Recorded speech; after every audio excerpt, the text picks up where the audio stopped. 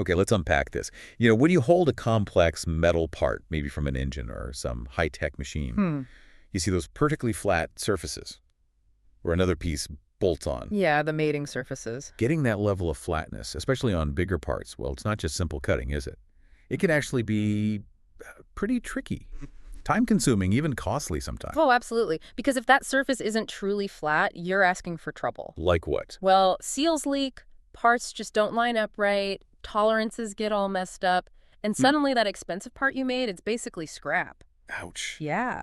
Getting that foundational flatness right is just, it's critical in so many different areas. And that is exactly why, in this deep dive, we are focusing on a really fundamental machining process, one that's designed specifically to solve that problem, face milling. Right. The go-to for flat surfaces. We've got your stack of sources here, and our mission really is to give you the shortcut, to understand what face milling actually is, why it's used so much for flat surfaces, the different ways it's done, where you'll actually find it in the real world, and maybe how it's different from other milling types. Think of it as like pulling back the curtain.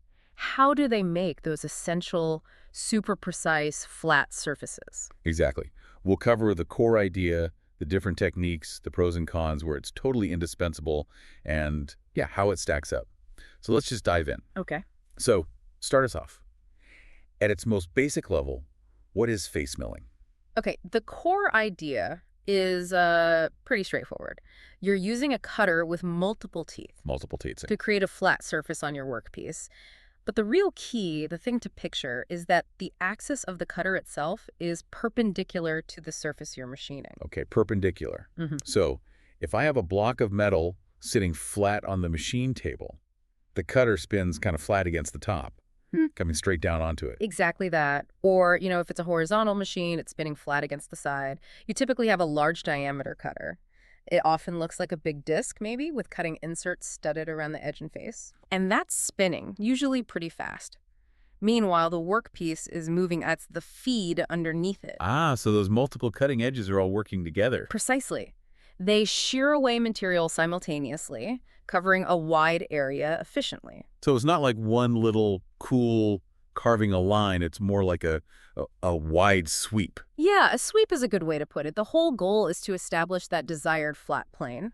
And the aha moment here isn't just the spinning and feeding. Okay. It's the precise interplay between the high speed of that multi-insert cutter, the controlled feed of the part, and this is crucial, the sheer robustness of the machine tool itself. Wow, the machine matters. Big time. You need a really rigid, stable machine, something that can handle the cutting forces without vibrating or deflecting to maintain that accuracy across the whole surface. That makes total sense. You're pushing down with multiple cutters over a pretty wide area. That's a lot of force. Exactly. Now, I noticed in the sources, it's not just one kind of face milling, is it? It seems like different jobs need different approaches. Absolutely. You wouldn't use the same tool for, say, hogging out material quickly versus getting a mirror finish, right? Right. It's the same idea here. Face milling for rapid stock removal is different from face milling for a super smooth surface. The sources highlight 4 common types, each really optimized for a specific goal. Okay, I saw those. General purpose, high feed, heavy duty, and finishing.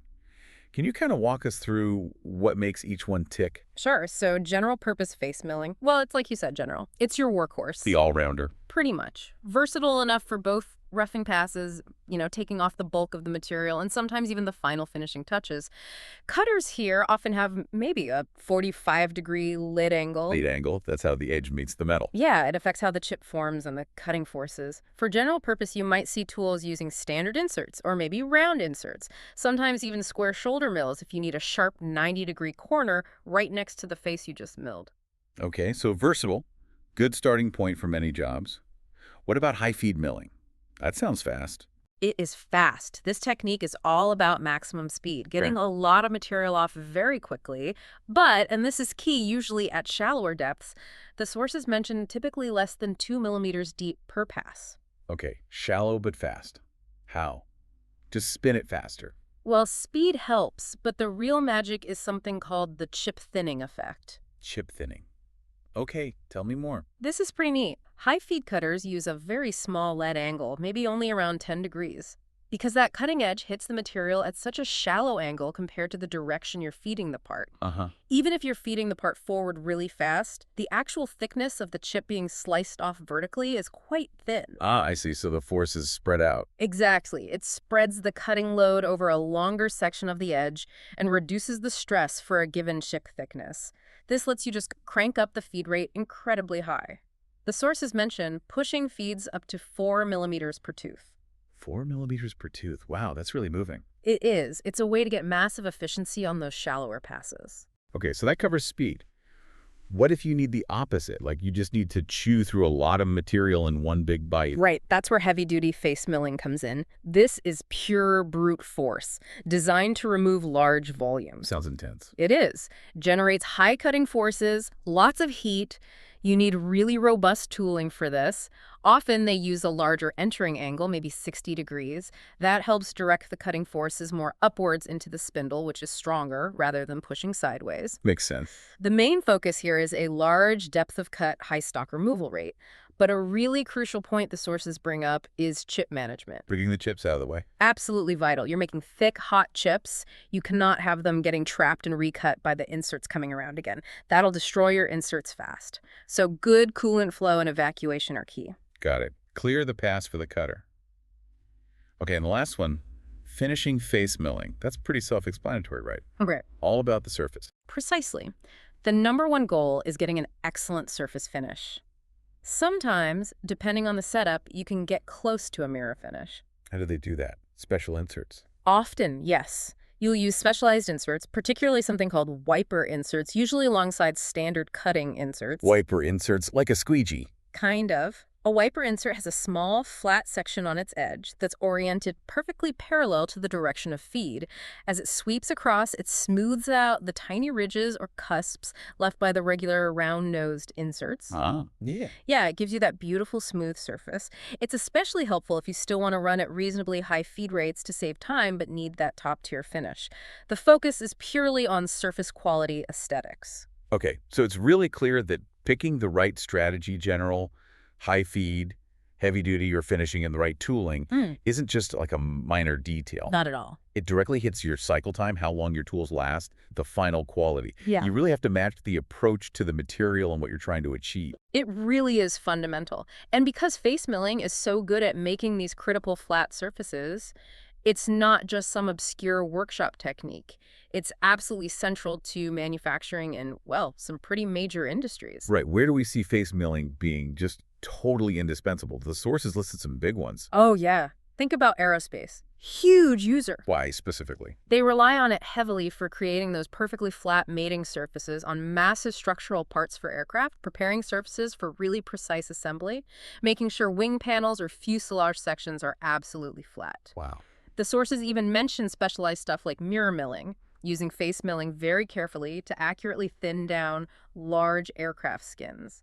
Getting those surfaces perfect isn't just nice to have, it's critical for safety and performance. Well, it's kind of mind-boggling to think about something as huge as a wing needing that kind of pinpoint flatness. It really is. And then there's automotive manufacturing, another giant. Engine blocks, things like that. Exactly. Engine blocks, cylinder heads, transmission casings, brake parts. So many components need perfectly flat surfaces for seals, for gaskets, for things to bolt together just right. Face milling is a high-volume workhorse there, essential for hitting tight tolerances, part after part, millions of times. Yeah, you definitely need your engine block flat to hold pressure and keep coolant in. No doubt. Then you've got mold and die manufacturing. For making molds. Right. And the quality of that mold dictates the quality of maybe millions of plastic parts or metal parts made from it. Face milling is crucial for machining the flat parting lines where the two halves of the mold meet. So they seal perfectly, no leakage. Exactly. No flash, no mismatch. It's also used for flat surfaces inside the mold cavities and cores. Accuracy here is just paramount. A tiny error in flatness on the mold could mean huge problems and waste down the production line. Yeah, one bad mold equals millions of bad parts. Makes sense. You also see it everywhere in heavy equipment. Like bulldozers and tractors. Yep. Construction machinery, big farm equipment, power generation components, turbines, things like that. These often involve massive work pieces. Face milling, often with really large diameter cutters, is essential for surfacing those huge areas quickly and accurately, making sure these giant components fit together and work right, Big machines need big face mills. pretty much. And finally, don't forget just general mechanical manufacturing. Just everyday stuff. Sort of. Anytime you start with a raw casting or a forging or just a block of steel, Yeah. and you need a flat, accurate reference surface to begin other machining operations. The first step. Often, yeah. Or if you need to mill something down to a very specific thickness, face milling is frequently the most efficient way to establish that clean, flat base to work from. Okay, so from tiny details on a mold affecting millions of plastic widgets to massive surfaces on construction gear and critical parts on airplanes, face milling is truly everywhere. It provides that foundation of flatness efficiently, often on a large scale. That's a great summary of its importance. So that gives us a really good picture of the where and why. Now, let's tackle something that might confuse people. Is face milling just, well, milling? How is it different from other common milling processes like, say, end milling or peripheral milling? That's a really key distinction to make. I mean, yes, they all use rotating cutters to remove material, but face milling is definitely distinct in its tool geometry, how it actually cuts the material, and what it's primarily used for. Compared to end milling or peripheral milling, it's quite different. Okay, let's take peripheral milling first, sometimes called slab milling, right? How's that different? The big difference is the cutter axis and where the cutting happens. In peripheral milling, the cutter's axis is parallel to the surface you're machining, Parallel, okay. and it cuts mainly with the edges on the side or the periphery of the tool. Picture a traditional slab mill, like a cylinder with teeth, on a horizontal machine. It cuts across the top of the workpiece using the side of that spinning cylinder. I see. So it's cutting with its circumference. Right. It's often used for deeper, maybe narrower cuts, or sometimes for large flat surfaces too, especially on horizontal machines. But the forces are directed differently than in face milling. Okay, so peripheral is side cutting, parallel axis. Face milling is, well, face cutting, perpendicular axis. You got it. Spot on. Now let's compare it to end milling. This is probably what most people picture when they hear milling machine, those tools that look like drill bits but cut sideways. Yeah, end mills seem like they can do almost anything. Pockets, slots, edges, even small flat areas sometimes. They are incredibly versatile, that's true, but their main strength is in efficiently covering large flat surfaces. Okay. End milling is really best for things like cutting pockets deep into a part, machining slots, shaping contours and edges, doing smaller flat areas, or complex 3D surfaces. Their cutter axis can be perpendicular to the surface, like for milling the floor of a pocket, or parallel, for milling the walls. And the tool itself looks different, right? Oh, definitely. End mills are usually smaller in diameter. They have cutting edges, the flutes running along their sides, and often on the very end too, allowing them to plunge. Face mills, like we said, are usually large diameter tools with multiple inserts mounted specifically on the face of the cutter. Right, so an end mill can plunge down or cut sideways. A face mill is really designed just to sweep across a wide surface. Pretty much. End mills can also make deeper cuts actually plunging down or radially cutting sideways. Face milling, while it can remove a lot of material, especially the heavy-duty kind, it's often characterized by shallower depths of cut per pass compared to how deep an end mill might plunge. Though, as mentioned, heavy-duty face milling can take significant depths, maybe more than the typical 2.8 millimeter the sources cite for general work. And what about the finish? Can an end mill make a nice flat surface? It can make a flat surface, but the quality can vary a lot. The sources mention surface roughness, raw, for end milling, might be anywhere from, say, 0.29 to 0.95 micrometers, depends heavily on the tool, the strategy.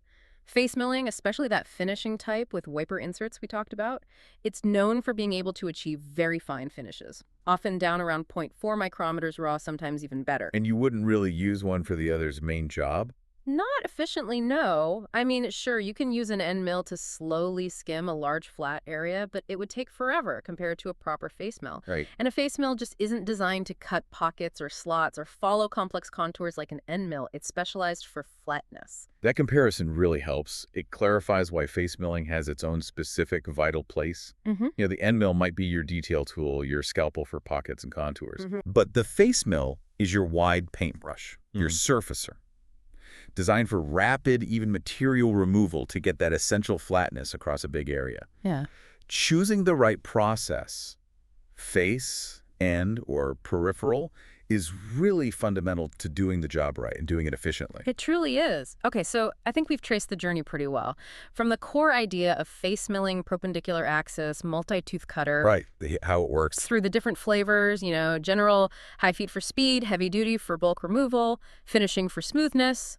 Tailored for different needs. Then the key advantages, efficiency, quality, and the potential downsides, like two-wear and needing a robust machine. The pros and cons. We looked at the diverse industries where it's absolutely essential, from aerospace making huge wing parts flat to automotive needing perfect seals. Yeah, mold making heavy equipment. Exactly. And finally, how it stands apart from peripheral and especially end milling. Showing its unique role.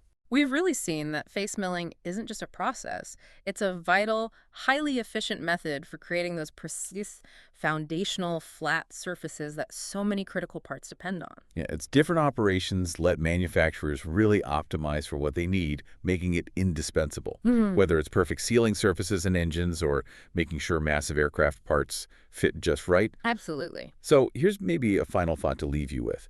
Given how incredibly important a truly flat surface is for things fitting together, for sealing properly, for just basic precision in manufacturing, think about the everyday objects around you. Where might face milling have played a crucial but maybe hidden role in making them? Or maybe flip it around. What other basic manufacturing steps, like, say, drilling holes or turning round parts, are similarly specialized and critical? And how much do they depend on the accuracy provided by that initial flat face created by milling?